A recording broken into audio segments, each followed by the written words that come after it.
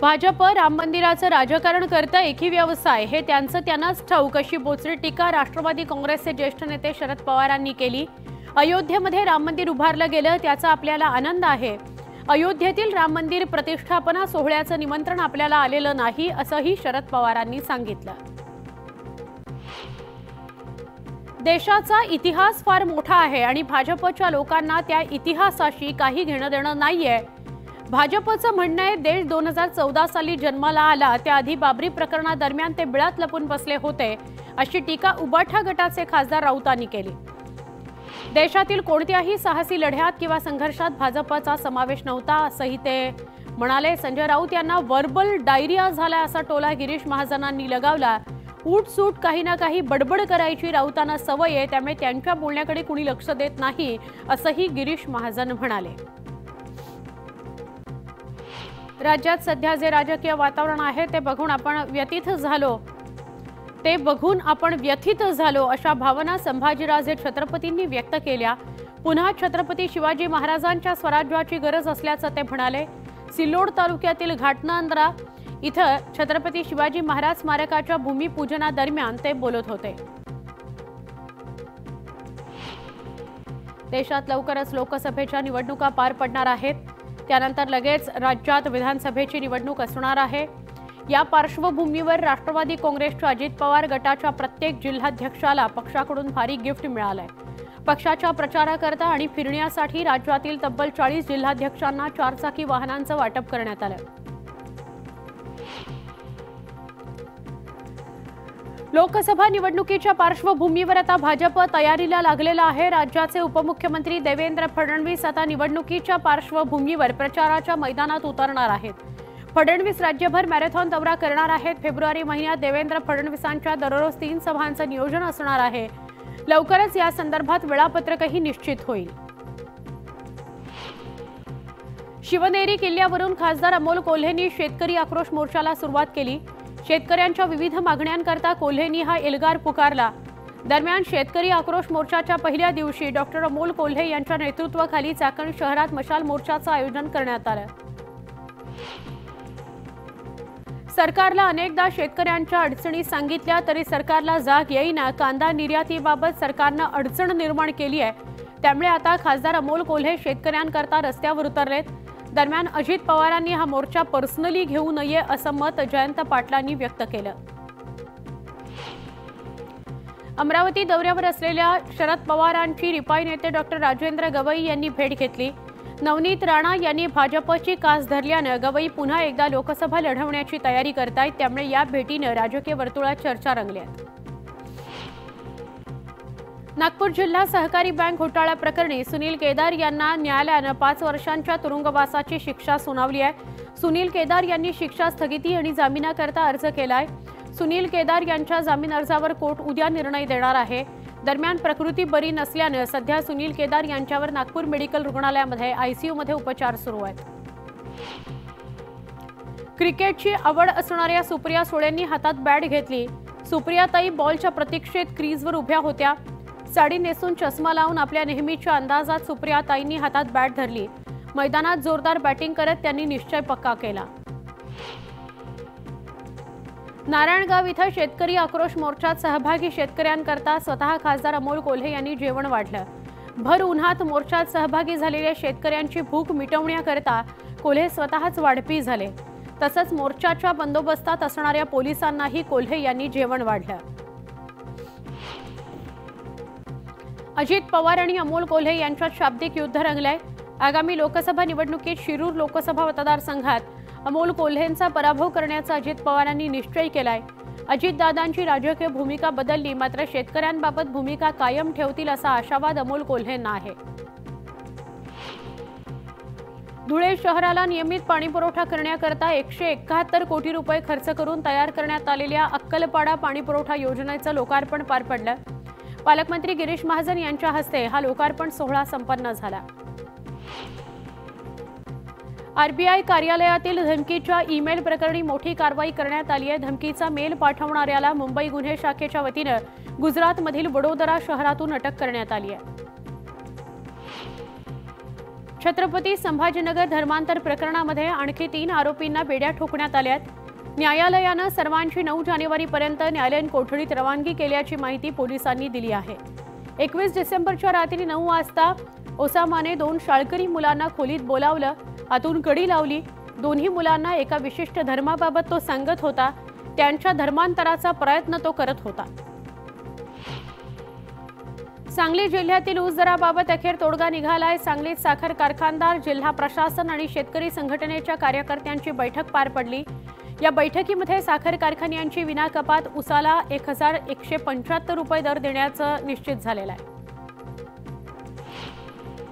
25 रुपयांवरून पपईचा दर थेट 4 रुपयांपर्यंत घसरल्यानं नंदुरबारच्या परिवर्धा इथल्या शेतकऱ्यानं पपईवर रोटावेटर फिरवत पपई जमीनदोस्त केली। पपईच्या दरात घसरण झाल्यानं लागवडीचा खर्चही निघत नाहीये, त्यामुळे शेतकरी हवालदिल झालाय। बीड जिल्ह्यात तापमान घसरल्यानं थंडीचा जोर वाढलाय, त्यामुळे उबदार कपड्यांच्या मागणीत वाढ झाली आहे। थंडीची लाट आल्यानं उबदार कपड्यांच्या खरेदीकरता बाजारपेठेत ग्राहकांची गर्दी वाढतीये। जामनेरच्या तहसील कार्यालयात राष्ट्रीय ग्राहक दिवस साजरा करण्यात आला। ग्राहकांची फसवणूक टाळण्याकरता मार्गदर्शन करण्यात आलं। ग्राहकांचे अधिकार आणि कर्तव्य याबाबत कार्यक्रमात चर्चा करण्यात आली। हिंगोलीच्या औंढा नागनाथ तालुक्यातील गांगलवाडीत सिद्धनाथ महादेवाच्या यात्रेला सुरुवात झाली आहे। 3 दिवस चालणाऱ्या या यात्रेच्या निमित्तानं भाविकांकरता 200 क्विंटल महाप्रसादाचं आयोजन करण्यात आलंय। गोराई समुद्र किनाऱ्यावर 31 डिसेंबरला साजरा करण्याकरता तसंच नववर्षाच्या स्वागताकरता मोठ्या प्रमाणात पर्यटक येण्याची शक्यता आहे। त्याकरता हॉटेल आणि रिसॉर्ट मालकांनी, चालकांनी पर्यटकांच्या स्वागताकरता जय्यत तयारी केली आहे। अनेक ठिकाणी तंबूची विशेष सोय करण्यात आली आहे। दरम्यान वर्षाखेरीज पर्यटन सुविधांमध्ये 60 ते 70% बुकिंग पूर्ण झाल्याचं सांगण्यात येत आहे। गोंदियात अंगणवाडी सेविका संघटना आणि प्रशासनामध्ये बैठक पार पडली। या बैठकीत महिला बालविकास विभागाच्या आयुक्तांनी अंगणवाडी कर्मचाऱ्यांच्या विरोधी भूमिका घेत पत्रक काढलं। त्यामुळे संतप्त अंगणवाडी सेविकांनी गोंदिया जिल्हाधिकारी कार्यालयावर या पत्रकाची होळी केली। यवतमाळमध्ये विदर्भ राज्य आंदोलन समितीच्या वतीनं बसस्थानक चौकात रास्ता रोको करण्यात आला। महाराष्ट्रापासून विदर्भ वेगळा करावा या मागणीकरता हे आंदोलन करण्यात आलं। या आंदोलनामुळे अर्धा तास वाहतूक खोळंबल्यानं वाहनधारकांना त्रास सहन करावा लागला। हिंगोलीच्या लसीना गावामध्ये मराठा समाज बांधवांनी विकसित भारत संकल्प रथयात्रा रोखली। जोपर्यंत मराठा समाजाला आरक्षण मिळत नाही तोपर्यंत सरकारचा एकही उपक्रम गावात राबवला जाणार नाही, असा आक्रमक पवित्रा ग्रामस्थांनी घेतला आहे। धनंजय मुंडे यांच्या ताब्यातील बीडच्या अंबेजोगाई साखर कारखान्यामध्ये धरणं आंदोलन करण्यात आलं। थकीत वेतनाकरता कर्मचारी आक्रमक झाले। कारखाना बंद असल्याने कर्मचाऱ्यांवर उपासमारीची वेळ आली। थकीत वेतन तात्काळ जमा करावं अशी मागणी कर्मचाऱ्यांकडून करण्यात आली। मानधनवाढीसह इतर मागण्यांकरता अंगणवाडी सेविका आणि मदतनीसांचा 23 दिवसांपासून संप सुरू आहे। त्यामुळे नाशिक जिल्ह्यातील 5000 अंगणवाड्या बंद असून 3 लाख बालकं पोषण आहारापासून वंचित आहेत। अक्कलकोटमध्ये रिन्यू ग्रीन एनर्जी कंपनीचं काम बंद पाडण्यात आलंय। जमिनीला योग्य भाव मिळत नसल्यानं शेतकरी आक्रमक झालेत। जमिनीला योग्य मोबदला मिळावा या मागणीकरता गेल्या 6 दिवसांपासून शेतकऱ्यांचं आंदोलन सुरू आहे। मात्र प्रशासन दखल घेत नसल्यानं शेतकरी आक्रमक झाल्याचं बघायला मिळालं। चिपळूणमध्ये उबाठा गटानं गॅस कनेक्शनच्या खोदाईचं काम रोखलंय। रस्ते पूर्ववत करण्याचं टेंडर काढा, मगच खोदाईचं काम हाती घ्या अशी मागणी उबाठा गटाच्या वतीनं करण्यात आली। छत्रपती संभाजीनगरसह राज्यभरातील सगळ्या अंगणवाडी सेविका आणि मदतनीस 3 डिसेंबरपासून आंदोलन करतायत। पेन्शन लागू करा, सेवेत कायम करा, मानधन नको, दरमहा वेतन द्या, शासकीय कर्मचाऱ्यांचा दर्जा द्या, अशा प्रमुख मागण्या आंदोलकांनी केल्या आहेत। आंदोलकांनी केलेल्या मागण्यांवर तोडगा निघाला नसल्यानं आंदोलक अजूनही आंदोलनावर ठाम आहेत। कापूस आणि कांद्याला भाव मिळत नसल्यानं जळगावमध्ये राष्ट्रवादी शरद पवार गट आक्रमक झाला। शरद पवार गटाच्या वतीनं भुसावळमध्ये शेतकऱ्यांसमवेत तहसील कार्यालयावर कापूस आणि कांदा घेऊन मोर्चा काढण्यात आला। यावेळी तहसील कार्यालयासमोर कापूस आणि कांदा फेकून राज्य सरकार विरोधात घोषणाबाजी करण्यात आली। राम मंदिराचं 22 तारखेला उद्घाटन होणार आहे, पण त्यापूर्वी राम मंदिराची पहिली झलक समोर आली आहे। यामध्ये राम मंदिराची भव्यता दिसून येते। एकापेक्षा एक सुंदर कलाकृती राम मंदिराच्या भिंतीवर साकारण्यात आल्या आहेत। 2.5 एकरावर राम मंदिराचं बांधकाम करण्यात आले। 30 डिसेंबरला पंतप्रधान नरेंद्र मोदी अयोध्येत येणार असून त्यासाठी युद्धपातळीवर तयारी करण्यात येते आहे। अयोध्येकरता 30 डिसेंबर हा ऐतिहासिक दिवस ठरणार आहे। पंतप्रधान नरेंद्र मोदी रामनगरी अयोध्येला सुमारे 6,000 कोटी रुपयांचे मोठे प्रकल्प भेट देणार आहेत। 30 डिसेंबरलाच पहिली फ्लाईट मर्यादा पुरुषोत्तम श्रीराम विमानतळावरून दिल्लीकरता रवाना होईल। याशिवाय अयोध्या जंक्शनहून दिल्लीला जाणाऱ्या वंदे भारत एक्सप्रेसलाही हिरवा झेंडा दाखवण्यात आलाय। 22 जानेवारीला श्रीरामांचा प्रतिष्ठापना सोहळा पार पडणार आहे। या सोहळ्यामध्ये सुरक्षिततेच्या दृष्टीने निवडक पाहुण्यांनाच आमंत्रण देण्यात आलंय, परंतु देशभरातील रामभक्तांना हा सोहळा पाहायचा आहे। त्यामुळे आता श्रीरामांच्या आरतीत ऑनलाईन पद्धतीने सहभागी होण्याची व्यवस्था राम मंदिर ट्रस्टकडून करण्यात आली आहे। त्याकरता भाविक ऑनलाईन पद्धतीने पास तयार करू शकतील। आता दररोज 20 पास रामभक्तांकरता आरक्षित असतील। भाविकांना घरबसल्या हे पास मिळवता येतील।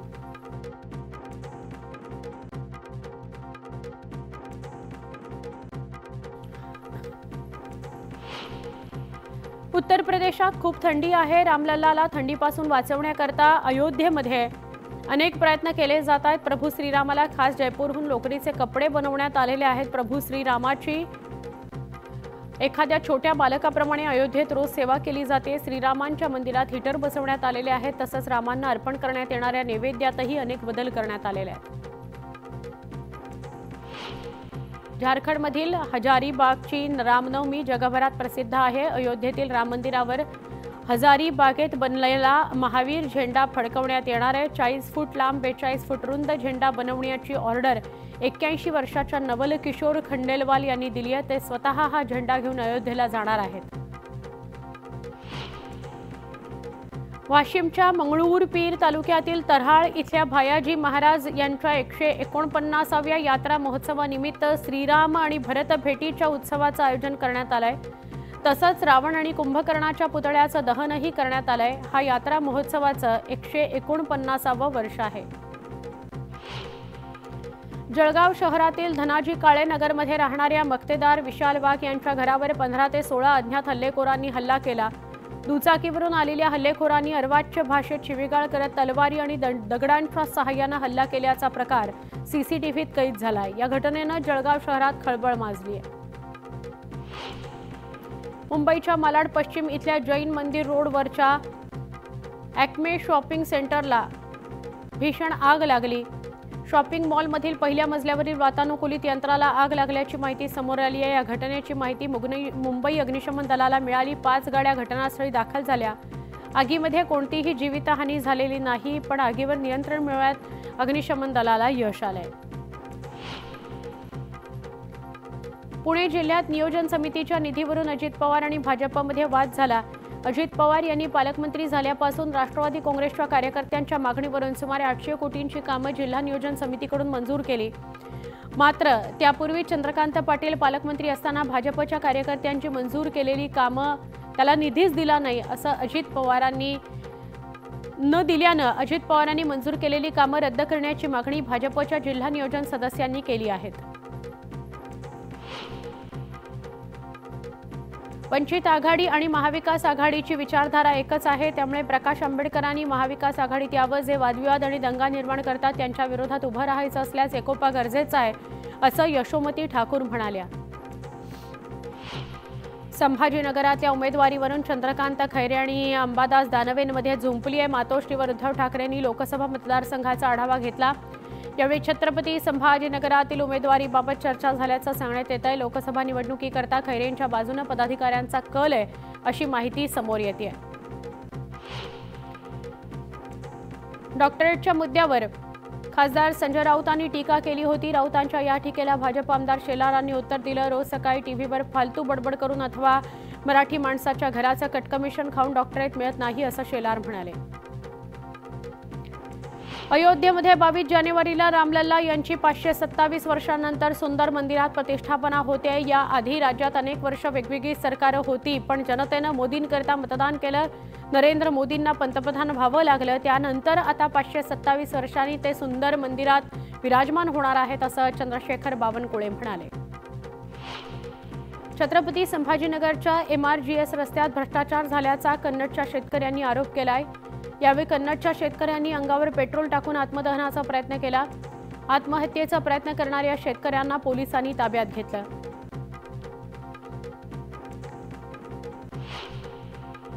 एक छोटासा ब्रेक पहा फक्त न्यूज 18 लोकमत।